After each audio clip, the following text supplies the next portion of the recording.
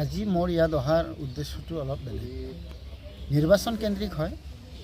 আমাৰ সৰ্বভাৰতীয় স্তৰত আমাৰ অল ইণ্ডিয়া কংগ্ৰেছ কমিটিয়ে আমাৰ আগন্তুক যি 2026 চনৰ নিৰ্বাচন আছে, সাধাৰণ নিৰ্বাচন আমাৰ অসমত বিধানসভা, ইয়াৰ কাৰণে আমাৰ পাব্লিচিটি কমিটি নামৰ এটা চেল আছে। সেইটোত পাব্লিচিটিৰ ক্ষেত্ৰত আমি কেনেকৈ আগবাঢ়িম সেইটোলৈ আমি প্ৰতিটো সমষ্টিয়ে যোৱাৰ কথা আছিলে। কিন্তু প্ৰথম পৰ্যায়ত আমি প্ৰতি জিলা হেডকোৱাৰ্টাৰ জিলা কংগ্ৰেছ কমিটিৰ আধাৰত আমি আলোচনা কৰি আছোঁ যে আমি অহা দিনত আমাৰ নিৰ্বাচনৰ কাৰণে আমি পাব্লিচিটি কেনেকৈ কৰিম দলটোৰ কাৰণে, আৰু আমাৰ ইছ্যু কি হ'ব আমাৰ তাৰ উপস্থিতিত আমাৰ ইয়াত কেইজনমান সন্মানীয় আমাৰ এছপাইৰেণ্ট কেণ্ডিডেট আছে, যিসকলে টিকট বিচাৰিছে আৰু কোনোবাই বিচাৰিব।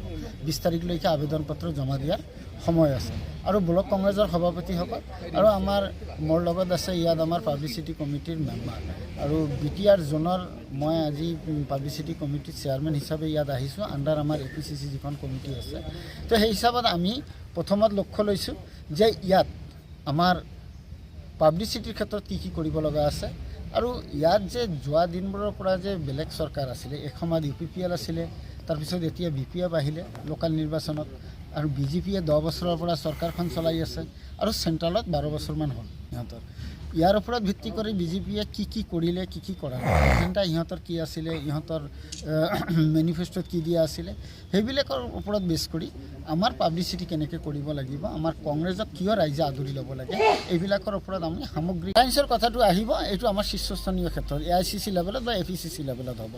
মই বিধায়ক হিচাপে মই যিখিনি দলৰ লগত লাগি আছোঁ, তেনেকুৱা এতিয়ালৈকে UPPLৰ লগত ফলপ্ৰসূ আলোচনা গঢ়ি উঠা নাই, এতিয়ালৈকে ক'ব পৰা নাযায়, কাৰণ নিৰ্বাচন একেবাৰে নকিং দ্য ড'ৰ আহি গৈছে। মই ভাবোঁ দলে এইখিনি সিদ্ধান্ত ল'ব তেনেকুৱা যদি হয়। মই যিখিনি জানো ইয়াত তেনেকুৱা সম্ভাৱনা এতিয়ালৈকে গঢ়ি উঠা নাই। কিমানগৰাকী প্ৰাৰ্থী হৈছে তামোলপুৰ গণেশ্বৰ এতিয়ালৈকে সম্ভাৱ্য প্ৰাৰ্থী হিচাপে মোক এতিয়া আমাৰ জিলা কংগ্ৰেছ সভাপতিয়ে যিখিনি ৰিপৰ্ট কৰিলে, সেই ৰিপৰ্টত গণেশ্বৰত এতিয়ালৈকে 5জন এইটো দেখুৱাইছে, আৰু ইয়াত আমাৰ তামোলপুৰত 3জন আবেদন কৰিব বুলি মোক জনাইছে। কিন্তু 20 তাৰিখৰ সন্ধিয়ালৈকে গম পোৱা যাব কোনটো সমষ্টিত কিমানজন প্ৰাৰ্থীয়ে টিকট বিচাৰিলে। আপোনালোকক ওলটাই অলপ ক'ব খুজিছোঁ, অভিলাষী আঁচনি এই টকাখিনি কাৰ? আপোনালোকে নিশ্চিতভাৱে জানে, যেতিয়া হিমন্ত বিশ্ব শৰ্মাই আমাৰ সৰ্বানন্দ সোণোৱালৰ হাতৰ পৰা মুখ্যমন্ত্ৰীৰ বেতনটো হাতত তুলি লৈছিলে, তেতিয়া মষ্ট প্ৰবাবলি 84,000 crore অসমৰ ঋণ আছিল। আৰু আজিৰ দিনত এই 5টা বছৰ সম্পূৰ্ণ নহওঁতে আজিৰ দিনত কিমান হৈছে? প্ৰায় মই যিখিনি 1,82,000 crore। তাৰমানে স্বাধীনোত্তৰ কালত যিমানখিনি ঋণ ইমান বছৰে লোৱা হোৱা নাছিলে, আৰু সেই ঋণখিনি 5 বছৰতে হিমন্ত বিশ্ব শৰ্মাই ল'লে আৰু আমাক সকলোকে ধৰুৱা বনালে।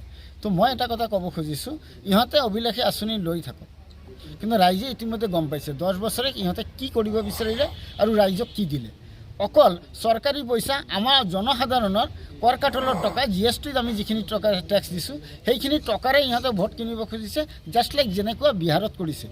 তো বিহাৰৰ মানুহে আজিৰ দিনত পস্তাই আছে, অসমৰ মানুহে নিশ্চিতভাৱে বিহাৰৰ খা খবৰখিনি পাই আছে, অসমৰ মানুহে নিশ্চিতভাৱে ইয়াৰ প্ৰতিৰোধ কৰিব, আৰু অকল এই 1250 টকাৰ লালসত পৰি অসমৰ ৰাইজে নিশ্চিতভাৱে ভোট BJPক নিদিয়ে, সঠিক সিদ্ধান্ত ল'ব, আৰু এখন বিকল্প BJP বিৰোধী চৰকাৰ, কংগ্ৰেছৰ নেতৃত্বত এখন চৰকাৰ হ'ব, য'ত মুখ্যমন্ত্ৰী হিচাপে গৌৰৱ গগৈ অহা দিনত অসমৰ ৰাইজৰ নেতৃত্ব ল'ব।